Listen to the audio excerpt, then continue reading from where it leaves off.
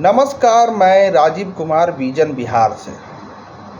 देखिए, अभी नीतीश सरकार पे बहुत बड़ा घोटाला का आरोप लगा है और वो घोटाला क्या है? वो है एम्बुलेंस घोटाला।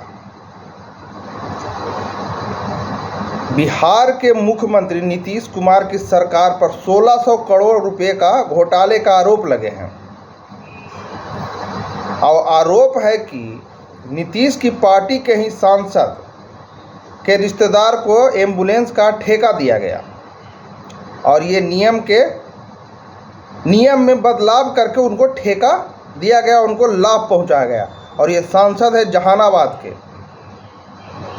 और उनके लड़के के नाम से टेंडर भरा गया था 2017 में, लेकिन उस टाइम सरकार थी बीजेपी प्लस जेडीयू और अभी सरकार है जेडीयू प्लस आरजेडी महागठबंधन की।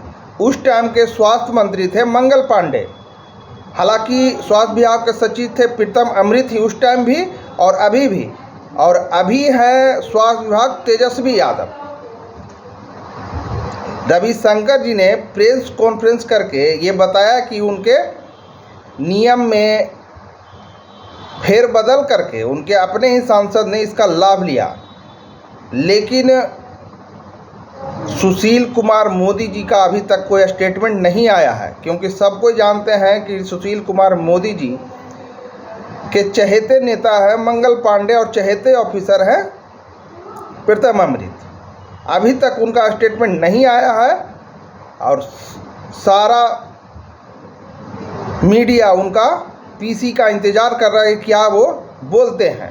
धन्यवाद। छोड़ जाते हैं वीडियो के साथ, देखिए उसमें क्या क्या बोल रहे हैं और हमारे चैनल को लाइक एंड सब्सक्राइब जरूर करें। धन्यवाद। बिहार की नीतीश कुमार सरकार पर एक बार फिर से दाग लगा है। इस बार नीतीश सरकार पर 1600 करोड़ रुपए की हेराफेरी का आरोप लगा है। ये घोटाले का आरोप है क्या और कैसे पैसों की हेराफेरी हुई है, ये हम आपको इस वीडियो में बताने वाले हैं। दरअसल बिहार सरकार ने राज्य में 102 आपात सेवा के तहत चलने वाली 2125 एम्बुलेंस को चलाने का ठेका पशुपतिनाथ डिस्ट्रीब्यूटर्स प्राइवेट लिमिटेड को दे दिया। ये ठेका 1600 करोड़ रुपए का है।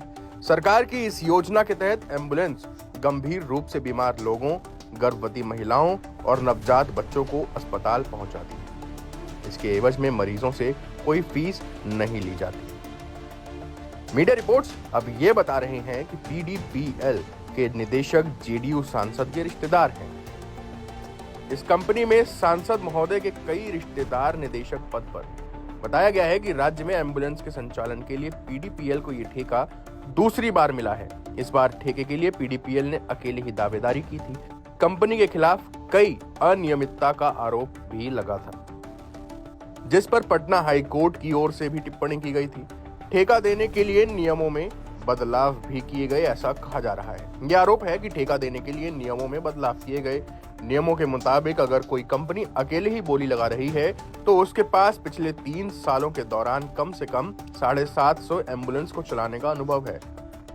इसके अलावा 50 एडवांस लाइफ सपोर्ट एम्बुलेंस हो और कम से कम 75 सीटों वाला कॉल सेंटर भी हो। लेकिन पीडीपीएल ने बिहार में अकेले एम्बुलेंस का संचालन नहीं किया था और उसके पास सिर्फ 50 सीटों का ही कॉल सेंटर था। ठेके के इस प्रक्रिया को लेकर पिछले साल आरजेडी के 3 विधायकों ने भी आरोप लगाए थे।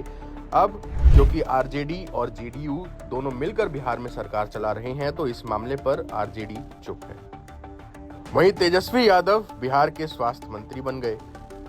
हालांकि अब जब राज्य में जेडीयू और आरजेडी की सरकार है, स्वास्थ्य मंत्रालय खुद आरजेडी के पास है, तो वो इस मामले में चुप है।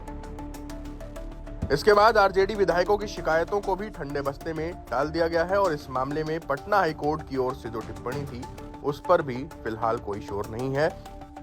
लेकिन खबर ये है कि नियमों की अनदेखी करके, नियमों को बदलाव करके जेडीयू सांसद के करीबी रिश्तेदारों को 1600 करोड़ रुपए का ठेका दिया गया है। Times now Navbharat digital originals की रिपोर्ट।